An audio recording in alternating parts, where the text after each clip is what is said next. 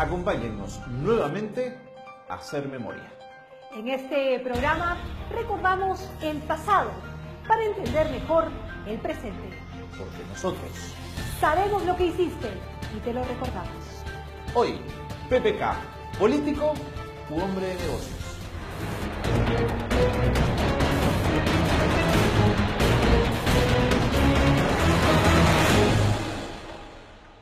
En octubre del 68, Juan Velasco Alvarado derrocó a Fernando Belaúnde Terry. Seguramente se han movido ambiciones para detener el régimen constitucional que presido. No puedo decir más porque me lo impide una elemental cortesía para con la Argentina y para con su gobierno. Rápidamente, el general intervino el complejo petrolífero de La Brea y Pariñas, en Piura, administrado por la International Petroleum Company.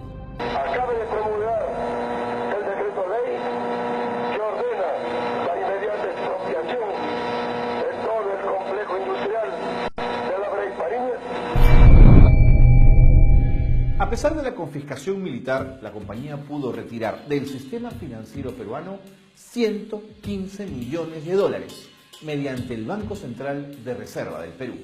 La responsabilidad recayó en los gerentes del BCR, entre ellos Pedro Pablo Kuczynski, según consta en la relación oficial de funcionarios publicada en la memoria de 1968. El gobierno militar no se lo perdonó. PPK escapó del Perú y la historia cuenta que lo hizo en la maletera de un Volkswagen por Ecuador para luego llegar a Miami. ¿Salieron huyendo por la frontera con Ecuador, eso es cierto? Carlos y yo sí. Webb se quedó y pasó las de Caín un buen tiempo. Sandro Mariate, que era el ministro de Hacienda y Economía, estuvo preso. ¿Pero qué les inventaron? ¿Por qué lo Nos querían? inventaron de venderle dólares a la IPC. Sin embargo, antes del golpe militar, ya se había producido el escándalo de la famosa Página 11. Esta no era otra cosa que la página del contrato donde la International Petroleum Company se comprometía a pagar determinado precio por barril de petróleo explotado en La Brea y Pariñas. Pero de pronto, la compañía no estaba de acuerdo con el precio que había suscrito. Y el gobierno no podía probar que la IPC había incumplido el contrato, pues la página 11 del acuerdo había desaparecido. Las indagaciones de la época lo señalaron a PPK como el responsable de haber facilitado tributos y exoneraciones indebidas a favor del Standard Oil, empresa ligada a la IPC. En este preciso momento, las fuerzas de nuestra primera región militar que tenemos en el norte está ingresando al campo de Talara para tomar posesión de todo el complejo industrial que incluye la refinería. Cabe preguntarse, ¿fue PPK el responsable de la desaparición de la página 11? En 1980, PPK regresó al Perú de la mano de Fernando Belaúnde. Esta vez, como ministro de Energía y Minas, creó la Ley 23231, más conocida como la Ley Kuczynski.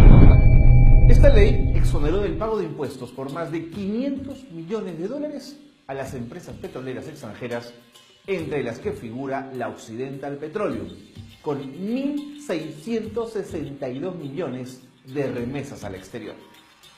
Más tarde, en el 2001, PPK fue nombrado ministro de Economía y Finanzas en el gobierno de Alejandro Toledo. ¿Y saben qué? No renunció a su 25% de acciones en COSAPI, empresa que integra el consorcio LAB, administrador del aeropuerto Jorge Chávez. Coincidentemente, entre el 2001 y el 2002 se dictaron 4 decretos de urgencia para que el Estado asuma la cobertura por riesgo de las empresas aeroportuarias.